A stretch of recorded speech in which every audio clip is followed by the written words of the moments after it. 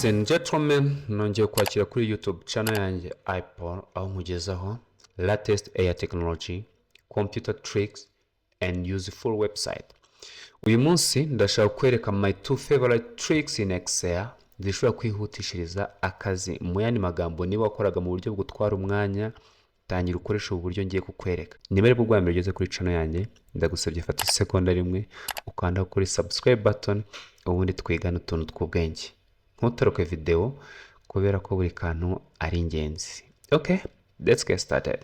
Okay, the first trick. So let's suppose reka tuvuge yuko ufite Excel imeze gutya. So wenda ufite hano 1000 records and here last name ufite wenda recording ijana, ariko boss barakubwiye ngo ndashaka kugira ngo utandukanye first name and last name ubishyire byose hamwe. Ntabwo mbishaka bitandukanye, ndabishaka byose biri kumwe.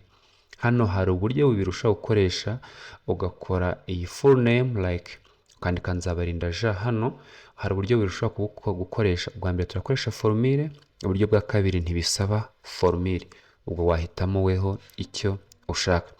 The first formula that we have to use, formula ya mbere dushobora gukoresha yitwa concatenate, ariko ushobora no gukoresha ubundi buryo ndaza kukwereka mu kanya.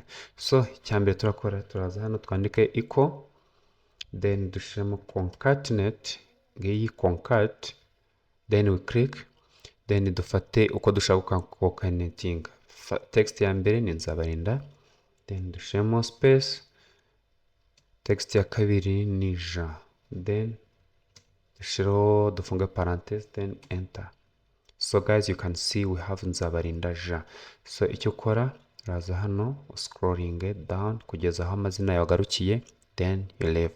So guys, you can see we have nzabarinda ja, mugisha Gilbert, mukamisha and ikitegetse Mari, mucyaneza Jemuve. So dufasha amazina tuyateranya kuri aya.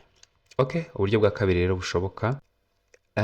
Excel ifite uburyo, ifitemo akantu ka AI ishobora kumenya ikintu ukoze bwa mbere, igahita igifata muri memory yayo ku buryo ishobora guhita ikikugarurira. Reka nkwereke ni gute wabikora.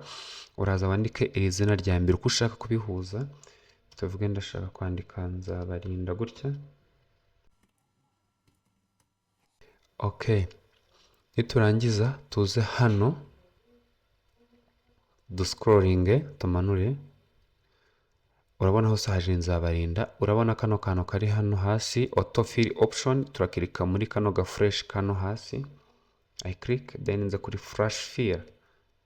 Okay guys, you see duhise tubona nzabarinda ja without using formula. It's cool. Okay, so let's go to trick number 2.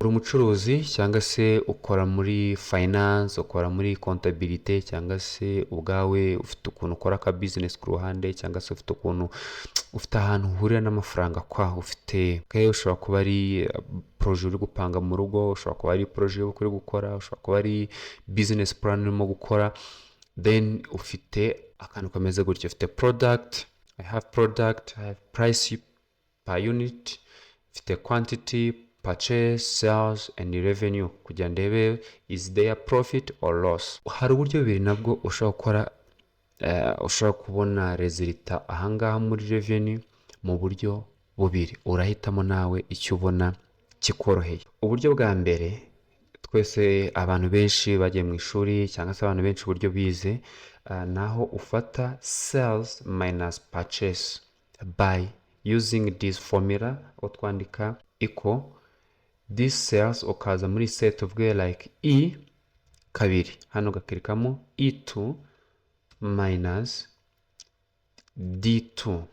So iyi formule ni uko twafashe iyi e2, ni uvuga ngo ni aka ga cell kamwe twakuyemo iyi cell imeze gutya. Ubwo urabona iyi formule dukoze ni yaha honyine iri faringa utu tubiri equal to what. Tuvuge uramutse ufite nka Excel nini, ufite ibintu byinshi binini, umuntu ugiye gusoma utu tuntu turi hano hejuru, umuntu ugiye gusoma ashobora kutamenya E2, D2, something like that, bikamucanga ku buryo atabasha kugukurikira ngo amenye ngo wakoresheje iki. Niba ushaka kumenya resulta zayo hose, uraza hano umanure ugeze hano then you get result. So ahari muri entre parenthèse ubwo naho uri muri minus, aho utari muri entre parenthèse ubwo ni inyungu, then hano hariho tire ni ukuvuga ni zero, just the purchase and sales is equal. Then inzira ya kabiri ngiye kukwereka kandi yoroshye. So we first rename this and rename these cells, that this column that we want to use. Uza hano kuri cells uselecting ibintu ushaka gukora, then uza hano muri formula, then define name hano, then already yamaze gufata this name, so let's leave this name kugira ngo bitaza kujijisha abantu. Then we go to okay, then tuza kuri purchase, we select all, then we define name, then purchase, the name is okay, then okay. So then let's go to revenue, then we go to equal. Aho kugira tujye kuri E2 or selecting this, we can refer to this column, tuvuge ngo sales. Okay, you can see sales now, minus purchase. You remember is a column twahise ko ari purchase.